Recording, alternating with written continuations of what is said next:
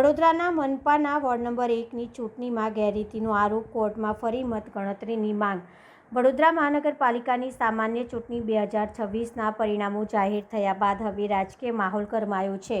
Ward number 1ની બેઠક પર થયેલી મતગણતરીમાં ગંભીર ગેરરીતિ થઈ હોવાના આક્ષેપ સાથે કોંગ્રેસના પૂર્વ વિપક્ષી નેતા અમીર રાવત અને નિકુલભાઈ પટેલે અદાલતના દ્વાર ખખડાવ્યા છે. આ મામલે વડોદરાના પ્રિન્સિપલ સિનિયર સિવિલ જજની કોર્ટમાં ઇલેક્શન પિટિશન દાખલ કરી પુનઃ મતગણતરીની માંગ કરવામાં આવી છે. શું છે પિટિશનના મુખ્ય આક્ષેપો?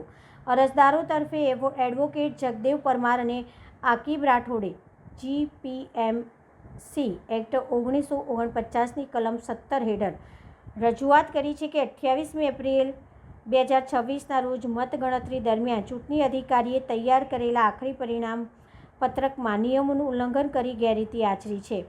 અરજદારોનો દાવો છે કે પ્રથમ પત્રમાં ઉમેદવાર પુષ્પાબેન વાઘેલાને વિજેતા દર્શાવવામાં આવ્યા હતા. જો કે ત્યારબાદ સત્તાધારી પક્ષના દબાણ હેઠળ નવી સીટ તૈયાર કરી અપક્ષ ઉમેદવાર હરીશભાઈ પટેલને માત્ર 31 મતોના નજીવા તફાવતથી વિજેતા જાહેર કરી દેવામાં આવ્યા હતા.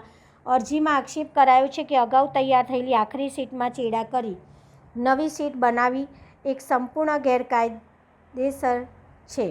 અરજદારોની અદાલત પાસે માંગણી છે કે અરજદારોએ કોર્ટ સમક્ષ મુખ્ય બે દાદ માંગી છે. વોર્ડ નંબર 1ની તમામ મતોની ગણતરી ફરીથી કરવામાં આવે. અરજદારોને વિશ્વાસ છે કે યોગ્ય ગણતરી થશે તો 31 મતોનો તફાવત દૂર થશે અને પુષ્પાબેન વાઘેલા તથા અમીર રાવત વિજેતા જાહેર થશે. જો ચૂંટણી અધિકારી અને સત્તાધારી પક્ષ વચ્ચેના મેળાપીપળામાં આચરેલી ગેરરીતિ સાબિત થાય તો આ વોર્ડના પરિણામને સંપૂર્ણપણે રદ ઠેરવવામાં આવે. ઉલ્લેખનીય છે કે વડોદરાના રાજકારણમાં આ પિટિશનને પગલે ભારે ચર્ચા જાગી છે. જો કોર્ટ પુનઃ મતગણતરીનો આદેશ આપે છે તો વોર્ડ નંબર 1ના સત્તાવાર સમીકરણો બદલાઈ શકે છે. આ કેસની આગામી સુનવાણી પર હવે સૌની મીટ મંડાયેલી છે. 28મી તારીખે વડોદરા મહાનગર સેવા સદનની ચૂંટણીઓનો મતગણતરી થઈ. 12 વાગે ચૂંટણીની મતગણતરી પતી. 12:15 અમે ફેર મતગણતરી માટે અરજી કરી. કારણ કે જે પુષ્પાબેન વાઘેલા અમારા ઉમેદવાર હતા એમના ફક્ત 31 વોટ અપક્ષ ઉમેદવાર હરીશભાઈ પટેલ કરતાં ઓછા હતા.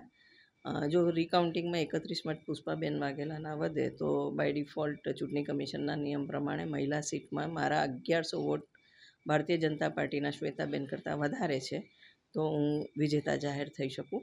એટલે જે ઉતાવળ કરીને આરઓએ નિર્ણય લઈને જે રીતનું આખું ચુકાદો આપ્યો છે અમે ફેર ગણતરી માંગણી કરી. જે 3 વાગે તેમને ફગાવી દીધી અને કલેક્ટર મુખ્ય ચૂંટણી અધિકારી કલેક્ટરને રજૂઆત કરતાં એમને કહ્યું કે આરઓના અધિકાર છે અને તમે કોર્ટમાં એમની સામે ચેલેન્જ કરી શકો છો. એટલે કાલે અમે ઇલેક્શન પિટિશન ફાઇલ કરી છે જેમાં અમે ફરી મતગણતરીની માંગણી કરી છે અને કાગળ લખીને અમે તમામ ઈવીએમ અને જે મતપત્રકો છે એને સીઝ કરીને રાખવા માટે જાણ બી કરેલી હતી જે તે ટાઈમે કલેક્ટરને.